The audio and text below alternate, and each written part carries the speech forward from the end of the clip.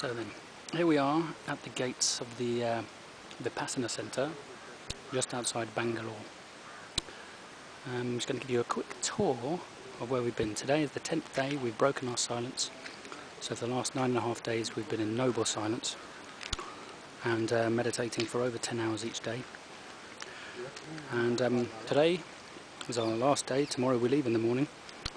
So people are now relaxing, chatting, and generally feeling very good. I'm certainly feeling very good, and it certainly hasn't been like that over the entire last 10 days, I can tell you, but I'm glad that I made it all the way through. So I'm going to give you a quick tour and show you what it's like, so if you would be interested in coming here, you can at least know what you're letting yourself in for. So this is the sort of the dining area. Through there at the end is where the kitchen, where the food is served. So that would be breakfast, lunch, and you wouldn't call it dinner, but a snack in the evening is what you would get there. So down here, the building with the blue covering on the roof is the old meditation hall, which is now no longer in use, because over here is the brand spanking new meditation hall. I'm not sure how long that's been there for, but it's a fairly new building, and it's really very lovely. You'll see that in a second. So this part here is the sort of offices and the ladies area. Ladies and men are completely segregated. Even in the hall, you've got two different sides of the hall. You don't eat with the ladies, you don't see them, well, you see them around, but that's it. So this is the ladies' dormitory area. And further down here, these small buildings there, they are the teachers' quarters.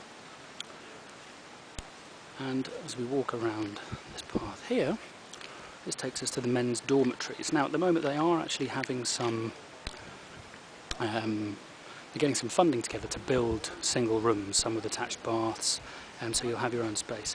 At the moment it's just dormitories, so it's 15 or 16 to a dorm, which is interesting, and if I'm honest, it's been one of the things which has caused me a couple of wobbles, was basically not being able to have any private personal space really. And some of the Indians have some rather interesting morning ablutions, shall we say, and rather loud, and the hawking, belching, farting, spitting, retching that goes on, and that isn't just confined to the morning or to the bathrooms. I found somewhat difficult to stand sometimes. So anyway, this is what the dormitory looks like. This is let me throw that up here. So there's my thing there, you've got your little bed, and there's also a curtain which comes down in the centre there, and there's the other one. I was lucky enough to have nobody in that one after the first night for some reason. So that's the kind of accommodation you're going to be looking at.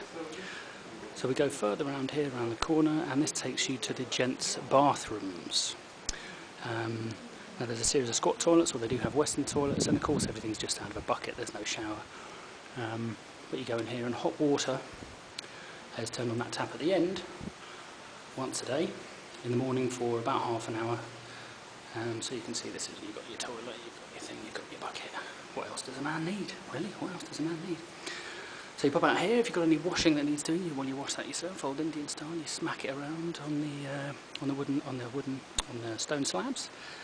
Put some soap on, give it a damn good thrashing, and then rinse it off. And there is where they burn the coconut husks in the little boiler thing there for actually getting the hot water in the mornings.